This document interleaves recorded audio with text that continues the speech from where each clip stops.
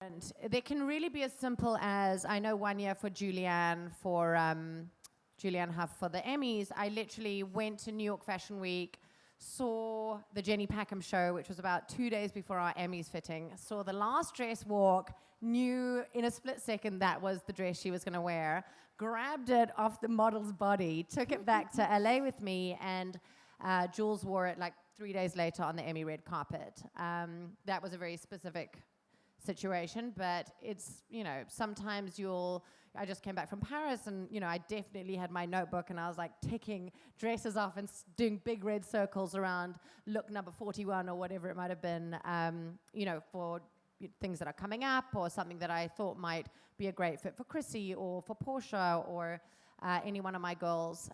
It can sometimes be a custom dress that, you know, I'll find a designer that I really love or somebody that I love the idea of collaborating with who's really creative, who has a vision that I share, or who's a really good fit for that particular celebrity. And then, you know, we'll start working on a design together and really kind of put together an inspiration board and, you know, come up with a dress that way. It's kind of a number of different ways that I can find the dress. Sometimes it might just be a matter of going to showrooms, pulling 200 dresses and, you know, pulling them off the runway, pulling them out of showrooms in LA and New York, and then just doing a huge fitting with a client. And obviously that's actually the hardest part of my job, is trying to pick the one dress out of, you know, the 10 that you love. But very often when it comes to a really big carpet, when she tries a dress on and everybody goes, oh, then you know it's the dress. So until we have that big gasp and that big moment, usually we kind of keep going. It's kind of a weird thing. I don't know how to explain it, but when you know, you know. It's like, I guess it's like anything. When it all clicks in, then you're like, got it. So that's the dress. What about the rest of it? The accessories, the heels? That definitely comes afterwards. For me, I tend to kind of do that very last minute. It's all about the dress, and then the dress kind of tells the story as to the accessories and the shoes and the bags. And then I also do hair and makeup boards after that. So it all kind of lends itself to one story, and it gets everyone on the same page. I don't presume to do anyone else's job, and the hair and makeup obviously know what they're doing, but I love to have a vision for my dress. Because there's so many ways that a dress can be interpreted. I know all of you in this room are nodding and all very creative, I can see.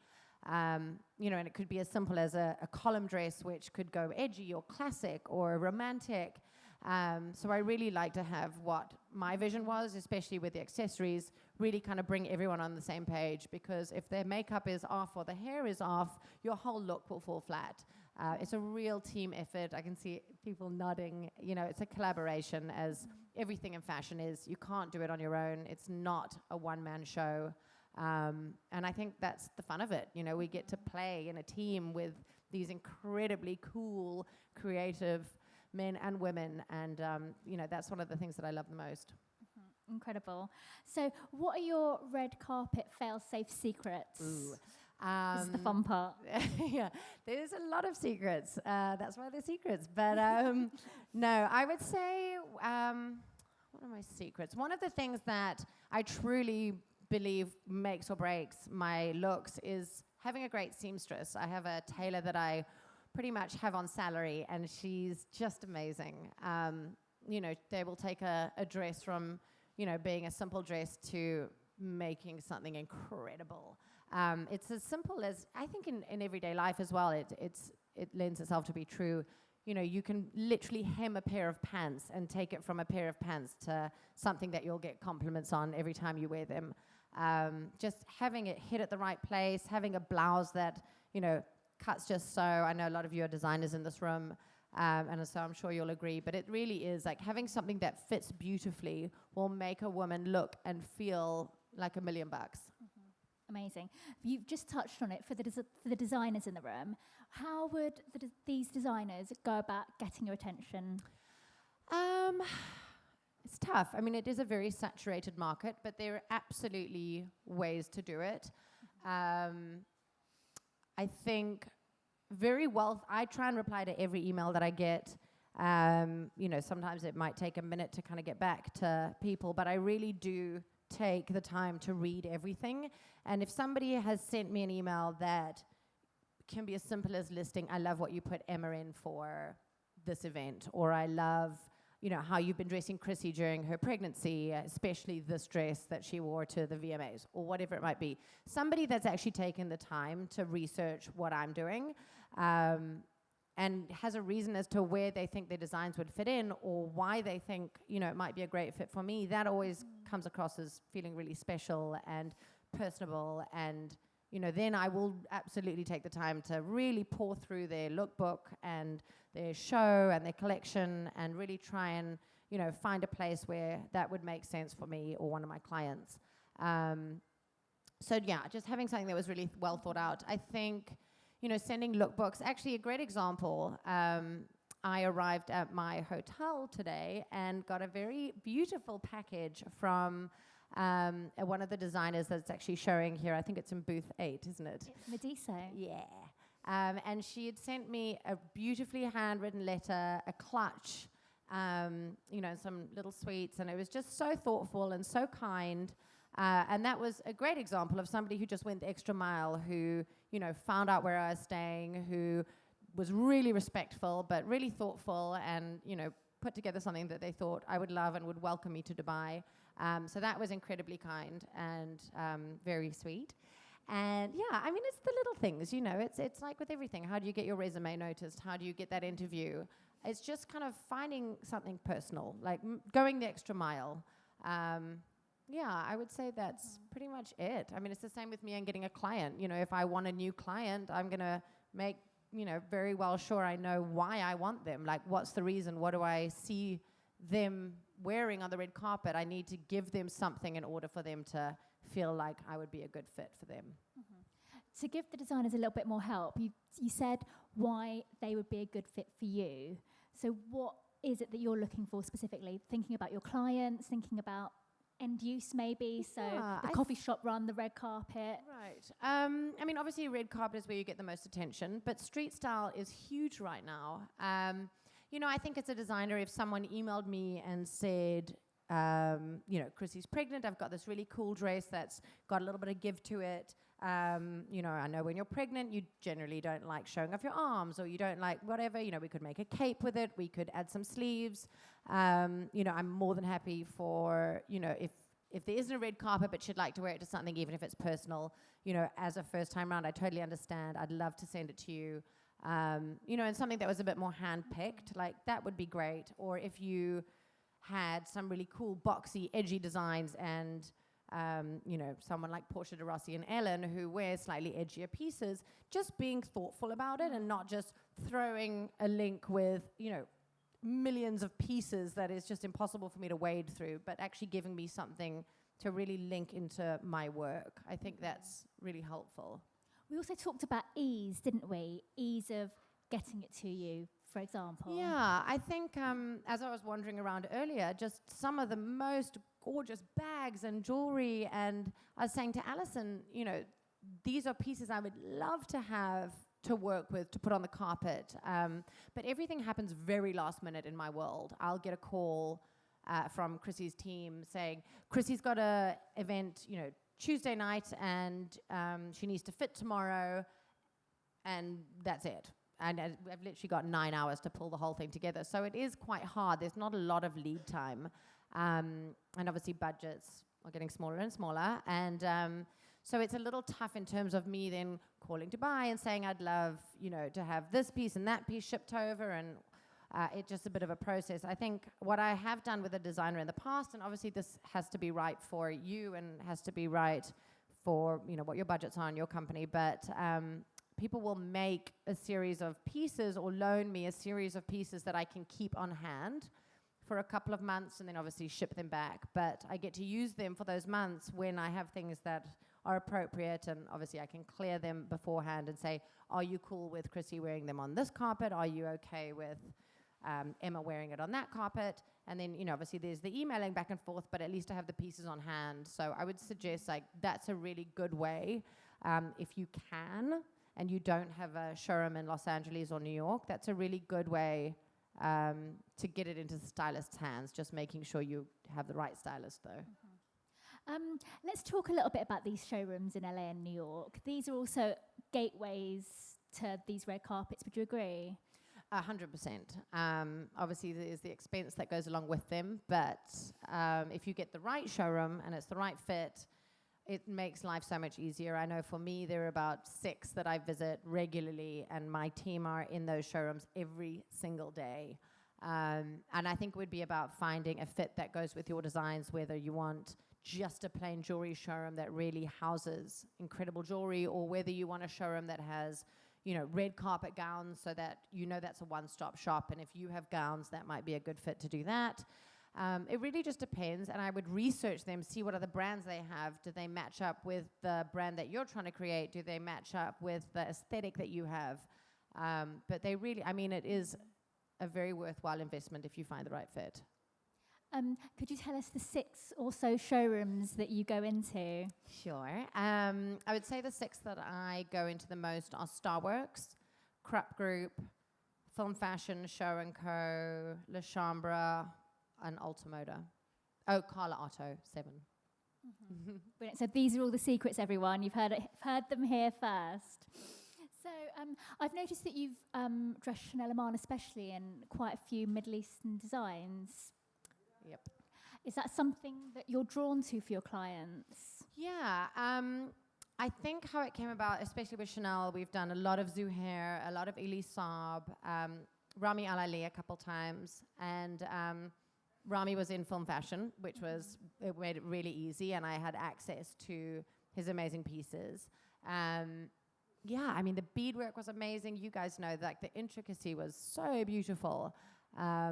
So it was such a treat, and I'm super excited to kind of learn more about the designers that are here, hopefully sitting here, and I'll get to meet you guys afterwards. But yeah, I mean, it's so awesome getting to experience and use designers from all around the world.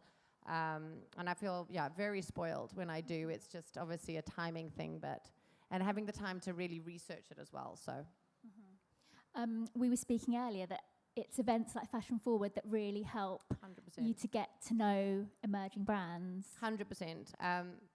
Why I started this is I loved like learning about new brands and learning about new designers, and you know, it's one of those funny things. The further along you get in your career, you stop doing the things that you love the most because you get bogged down by running a business and all the things that go along with that. So I feel like these 2 days I get to kind of play and do what I started doing in the beginning, which is what I loved, and discovering new talent, and really kind of putting my feelers out there and exploring everything that Dubai has to offer and Fashion Forward. And this is just such a great event. I can't be more excited to be here. Amazing. So your job is so varied and so different that I can imagine no 2 days are the same. No 2 days are the same, and that's kind of why I love it. But I do, obviously, a lot of celebrities. That's kind of what I do first and foremost. But I'm also a spokesperson for Harper's Bazaar. And so with that, I get to do a lot of editorials, and I do a lot of kind of journalism and reading and writing and a lot of speaking as well. And for me, I feel like every single bit influences the other. I love doing an editorial, and I get to, you know, suddenly be inspired for some cool and crazy idea to take to the red carpet. So no, I feel very grateful. So what would be a typical week, for example?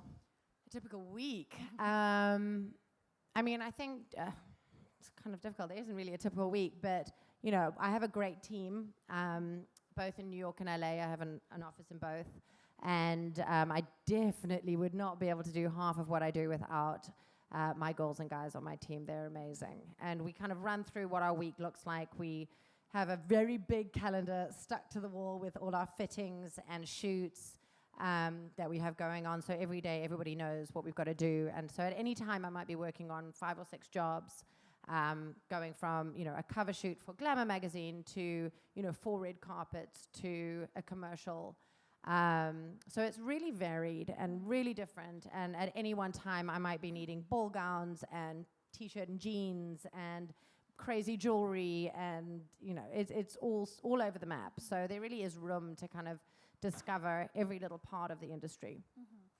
Tell us a little bit more about who you have on your team. How big is it, and who are your key players? So my number one is a girl called Grace. She's amazing. I have a team of about 4 in LA, and then I have a team of 2 in New York, and they really are like just little hardworking geniuses. They run around and they meet designers and they'll pull clothes, and they basically are an extension of me. So they have to follow the brief and the creative for whatever shoot we're doing or red carpet.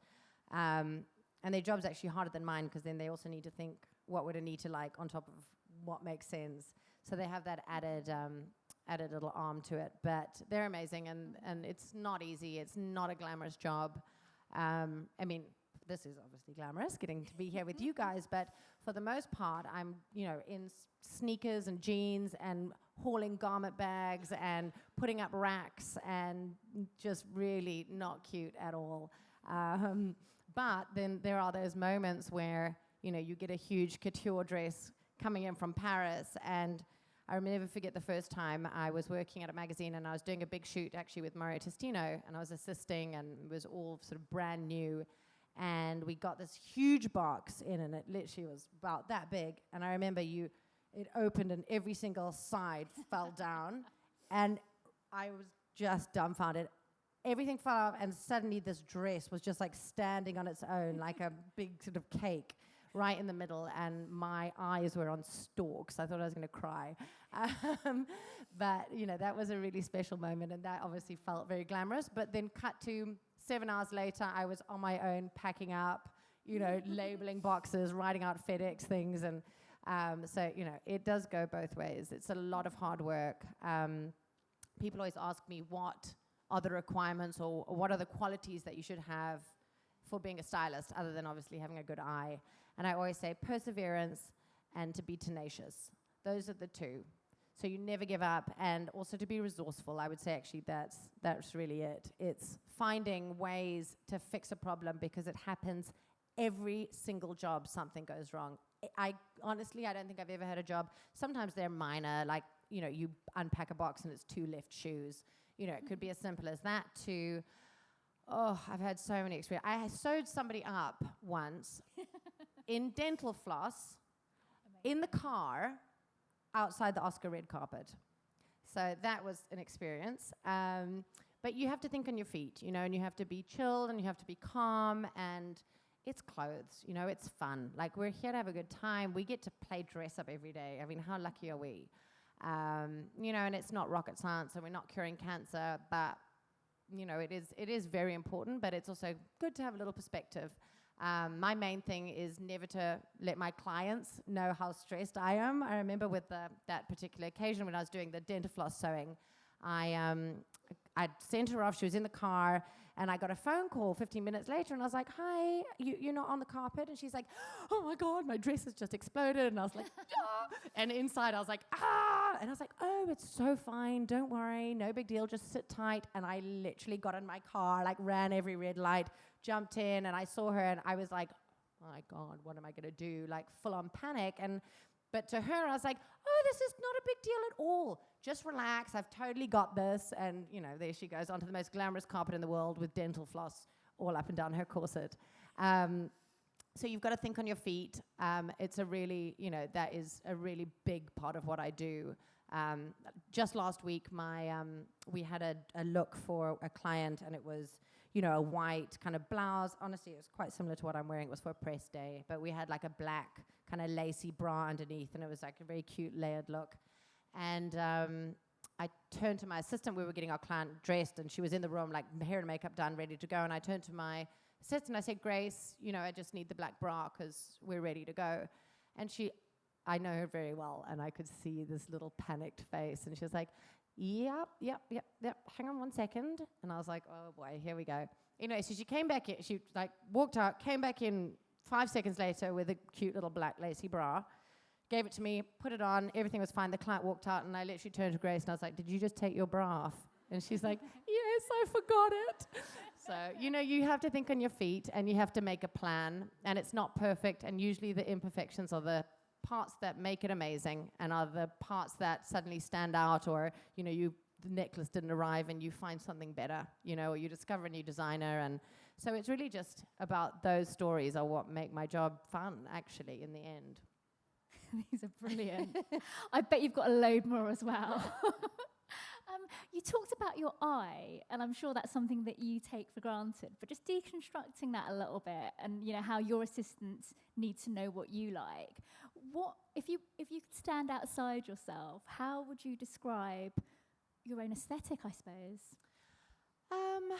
I think it changes, again, from season to season. It definitely has changed as I've become more experienced. When I first started and I wasn't as confident, I would overdo it, for sure. I look back now and I'm like, oh my God, like, what was I thinking? That's mortifying. And I didn't have the confidence to literally just put a blouse and, cute pair of shoes and leave it at that.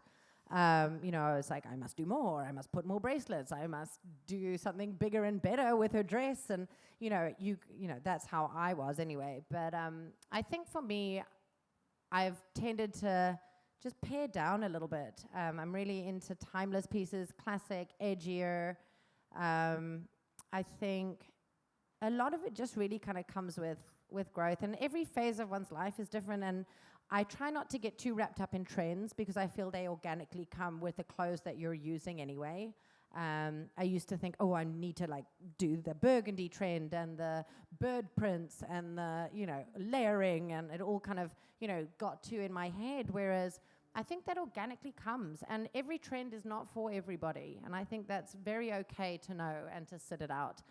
No one needs to see me in a crop top. That is for sure. But, that's why I'm a stylist. I get to put my clients in them and live vicariously through them. But yeah, I think it's about, for me, I'll tell my girls what I like and, they'll kind of work off that. But I think it's just also about being confident. One of the things that I think that we've each got in this room is the best and the biggest asset that you have is that you're you. There isn't anybody else like you. Sure, we get inspiration from other people and other designers, and all the time I look at other stylists' work and I'm like, oh my God, that's amazing. Why didn't I think of that? But it's also, they're them, and I'm not trying to copy anybody, and I think that's really important to trust that. And the moment I started trusting that, I think things turned a corner for me, absolutely. So that's important. I also think it sounds really stupid, but if you feel like something's off when you look at it, it probably is. It's kind of as simple as that. I've definitely not trusted my gut and kind of not pulled something when I should have. Does that make sense? That sounds really simple, but often you'll look at something and be like, does this look good? And if you're doing that, it's probably not looking as good as it could. It's kind of simple, but... You've got a range of different celebrity clients with different lives, different needs. Do you have different hats for different celebrities, if that makes sense? Yes, 100%. And how does that work? I have clients that are really confident, and maybe they've been doing it for a long time. They're super happy to try new things. They want to be excited and think outside the box and be really weird and daring. There's one client in particular that I always say to, if we're best dressed in Vogue, we'll probably be worst dressed in People magazine. And it's about taking risks. And if you're going to be best dressed in everything, you're probably not doing something that you're having as much fun with as you should.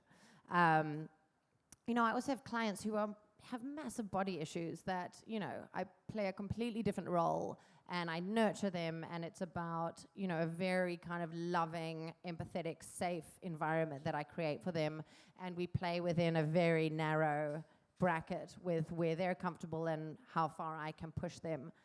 So everyone's different. I mean, I'm sure you play that role with your friends. You have some friends you laugh your head off, and other friends who you have, really deep conversations. It's kind of the same with the styling. Everyone's different, and everyone's comfort level is very different, and it's a very personal relationship. I'll meet somebody, and 5 minutes later they're in a nude thong, completely naked and kind of at your mercy. So it is. God, I would not like to be doing that within 5 seconds of meeting somebody, so I do take that very seriously, as silly as it all sounds. I definitely am respectful of that, because it does put you in a vulnerable position, and it's, so you suddenly go from like 0 to hero in 10 seconds. And I think that's also why hair, makeup, and styling, you become very, very close friends with your clients. It's just kind of a natural way it all sort of patterns out.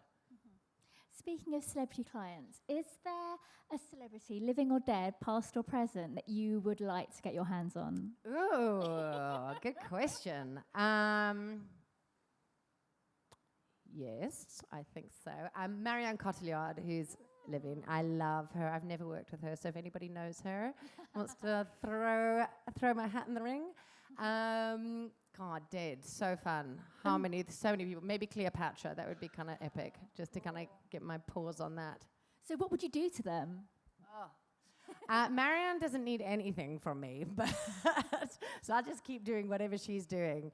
No, I think it's just fun. Honestly, it's quite surprising. Sometimes I'll take on a new client and it will be nothing like what I expected, and it's down to a personality thing. Or, sometimes you want to work with someone that you feel should have a change of direction. Like Britney Spears. I'd love to work with her. I feel like there would be so many cool things I could do there.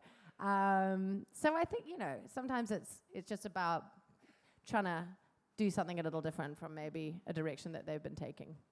Amazing. What would you do with Britney? Burn the double denim or keep it? Does it stay? Does it go? Oh, that double denim is so good. You can't take that away. I would probably take away all the tight dresses and the platform heels. Wow. So you've had a super varied career, magazines, celebrity styling, working with brands. How have you seen the industry change, and where do you see it going? It's changed dramatically from when I started. Social media has played a huge part in that. In some ways, it's great. It's really leveled the playing field. Anybody can start a line. Everybody can tap into, other parts of the world and industries and markets in America or Europe. I think it's also brought people together as well. Like, we can be inspired from designers all over the world now. But it's definitely changing. There's a lot more money changing hands.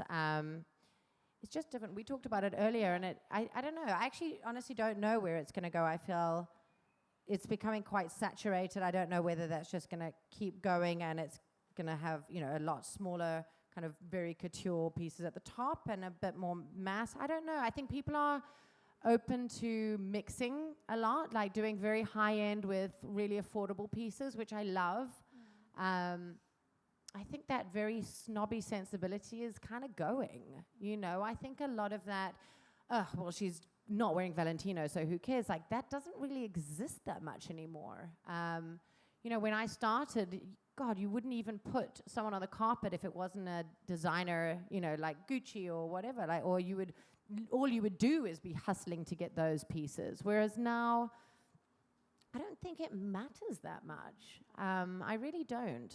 Obviously it's great and they're amazing to be working with pieces that have such a history and a huge house behind them, but I think it's just as exciting and if not cooler to put, somebody on it that maybe you're introducing to the world. I think that's incredibly cool and more creative and harder, honestly. Yeah, you're right, because it doesn't do itself, does it? No. You have to put the work in that respect in a lot of ways. 100%. Yeah, no, absolutely right. As a stylist, how have you felt social media's helped you or hindered you? I think it's quite hard. I think some of the magic has been taken away. Actually, there's a piece that I wrote in the Gazette that's up today. I think it's all in your seats. But, back in the day, there wasn't such a thing as a stylist. A movie star would go to do their red carpet event, and they would wear a dress designed by the costume designer, and that would be it. They'd do maybe 2-3 red carpets a year, and, they would be on the front page of the newspaper, and it would all be very exciting, and it would be this big, glamorous one-shot moment. And that was the mystery and the mystique and the magic of the movie stars. And now it's behind-the-scenes photos and, no makeup selfies and this dress and that tailor and which shoe shall I wear and which, necklace do you guys like best? And, it's suddenly you're seeing everything that happens behind the scenes. And in a way, that's wonderful because I feel like people don't feel like, oh God, I don't look like she does. Now they can suddenly be like, oh, actually, so she does look like that with no makeup. I can totally relate to that. We all get to be a part of the process. We can all, sit behind the scenes as well and see how it all happens and that she didn't just wake up like that. So from that point of view, it's awesome. But, then the magic's also gone. So I don't know. I think it's a kind of an interesting topic. And I think it's going to keep changing still as well. I also think, certainly since I started out a very long time ago, the nature of celebrities changed. So it's not just Nicole Kidman wearing whatever she's wearing. There are, like with the whole advent of reality TV, creating a new generation of what we know as celebrities. Yeah, for sure. And then also with social media, we are becoming stars of our own little shows. I know. I think everyone within your bubble is a celebrity in their own right. It's quite bizarre. I also feel like it's quite embarrassing when I'm like, oh my God, how was your trip to Italy? And they're like, wait, what? Stalker. But you feel connected to people. You feel like you know about their lives. Obviously, it's the most glamorous version of their lives, and it's a little out of touch with what the reality is. I know people always say to me, oh, I want your life, like that was so glamorous. And I was thinking, wait, what? Wasn't I like packing boxes till 1 a.m? Oh, but I took that one photo, for outside the window that looked really gorgeous as the sun was setting for like the 5 seconds that I wasn't, engrossed in packing. So it does have a very warped thing, and it also breeds a slightly competitive world where I sort of, I'll look at people and be like, oh God, like, should I be doing that? Should I be like being better or more glam or whatever? And I think, a lot of that's not the reality. So I guess that part of it is kind of depressing where, you feel like girls feel intimidated when the reality isn't such. But, it is nice to see those pretty pics. Well, Anita, I could talk to you all day, but I'm sure there are people here that would like to ask some questions too. Do you have any questions for Anita? Yes. Brilliant. Hi, Anita. Hi. Welcome to Dubai. Thank First you. of all, my name's Charlotte Vandehar. I'm a designer and stylist based here in Dubai. I was curious to know what you would recommend to designers such as myself in terms of a breakthrough to stylists like you working with celebrities and editorial who can't quite go the showroom route, who, can't fork out like the 20 grand or 10 grand a month. Obviously, there's social media, but what can make one stand out? If I were you, I would go on all the agencies that represent stylists and represent the big ones. The ones off the top of my head are the Wall Group, which is the one I'm at. I think that's probably maybe I'm biased. I think it's the biggest and the best. The Starworks artists, and probably the only agency. But there's a couple others. Those are probably like the 3 main ones. I would look up all of their stylists. They're really easy to look through. You can look at their portfolios. You can look at red carpet, editorial.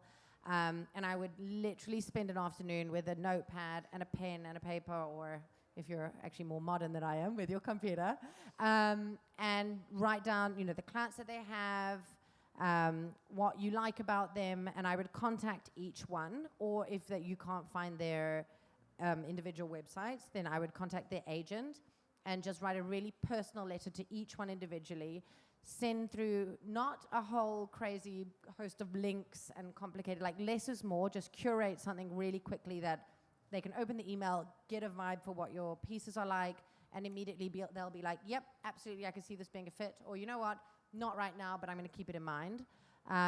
So just, I would spend an afternoon researching, and I would contact each one individually with a really beautifully written, thoughtful, concise email. Thank Does that you. help? Okay. Yeah, loads. Yes. Hi, my name is Dina Bukharwood, and I've been in Dubai for a month and a half now. I've been looking for a job as a junior fashion stylist. And I wanted to ask you, what do you exactly recommend me to do, whether I should get into editorial styling first, or freelance fashion styling, Or what do you think is the correct career path for me at this stage as a junior stylist? I mean, I think it's very different for every individual. You know, a lot of the stylists that I speak to, we've all had very different paths. I think if you know what your end goal is, then that obviously will help you now. But if you're really open, I would just cast a wide net and see what, you know, comes up. I think editorial is amazing. It'll give you a really great base for, you know, everything that's to come. I learned my discipline from a magazine. I'm so grateful. I'm so glad I went that route. I think if you have the opportunity, you know, it's a very easy way to get incredible designers that you can work with, you know, straight off the bat. Whereas if you're a freelance stylist, you probably wouldn't necessarily get all the pieces that you were hoping to get. So it really opens up a lot of doors being at a magazine. And I also think being at a magazine, you have just the discipline of like how to set up a rack, how to pack, how to write emails, just things that will hold you instead for the rest of your career life. I think a magazine really helped me with all of that. Everyone's different. A lot of people start interning for stylists. Obviously, that's not, you know, as great, but it's a really good way to learn.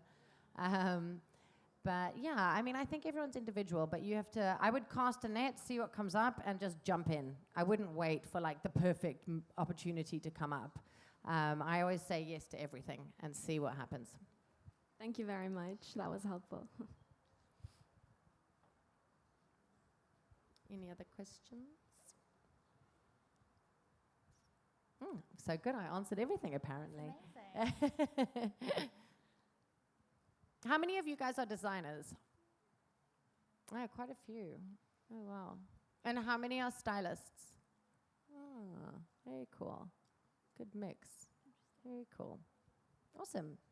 Brilliant. Well, if there are do you have a question? Come on then, sweetheart. Hi, Hi. my name is Hiba. I'm a menswear designer, and I wanted to just ask you, do you work with men? And I normally don't come across too many stylists who are open to working with designers that specially design for men. I do work with men. I actually mostly work with women. I think weirdly well, I guess not weirdly, but a lot of the stylists who are kind of at the top level, you get pocketed into either being men's stylists or women's stylists, even if you can do both or like to do both. People kind of know you for one thing, and then all the jobs that come your way tend to be, you know, in that area. I did both, and now just do a lot more women. I do have some men, but there are some amazing stylists that just really do men. Ilaria Urbanati, Samantha McMillan. You know, I would definitely, if I were you, like look them up. Ilaria is amazing in terms of like being open to new designers. She's a wonderful stylist. Thank you so much. But yeah, I would look up. People tend to get pocketed a little bit. Thank you. Sure. So for the stylists in the room, I was wondered whether it'd be helpful to them to know whether having an agent's helped you. Because there's more than one way to do that, isn't there? Yeah, there's 100% more than one way to do it.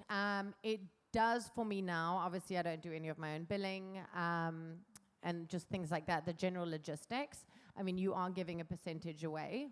Obviously, that's not ideal. But I think I got to as far as I could have gotten without an agent. And then you just need someone to open a couple of extra doors that you just don't have access to or that just aren't on your radar. There are only so many contacts, you know, one person can have and how many times you can exhaust them.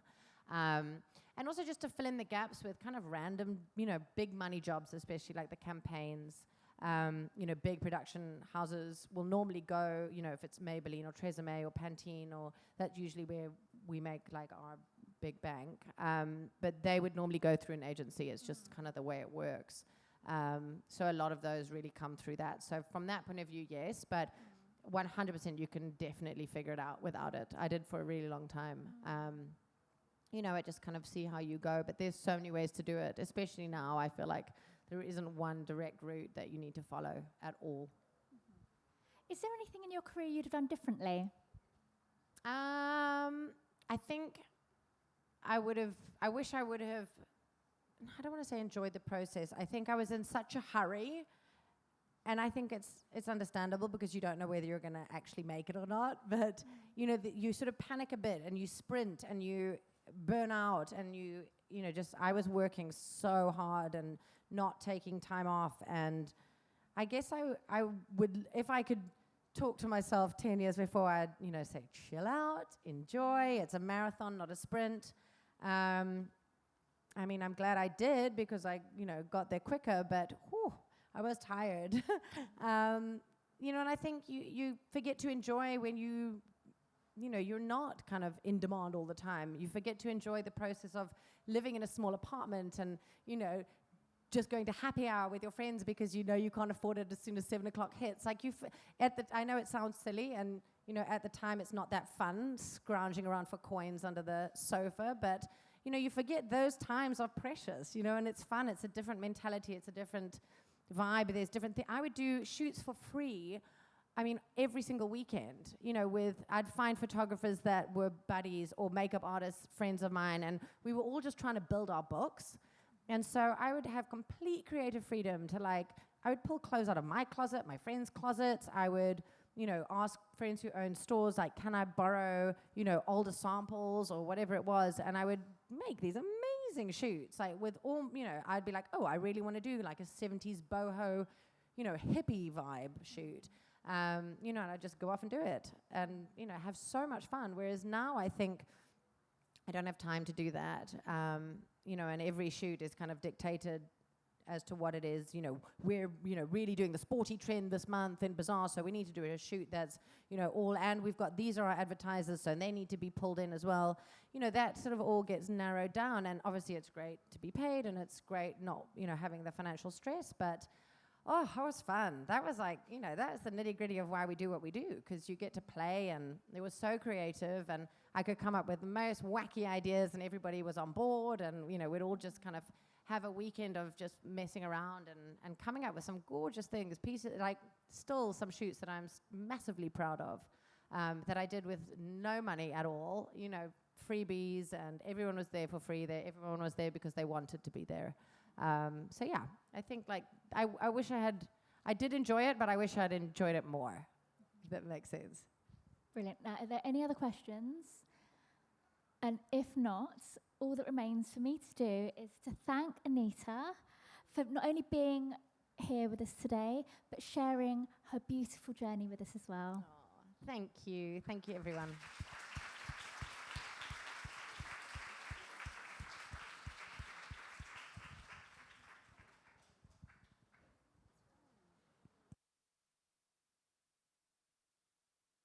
Please join us afterwards in the lounge right in front for our cocktail hour. Thank you.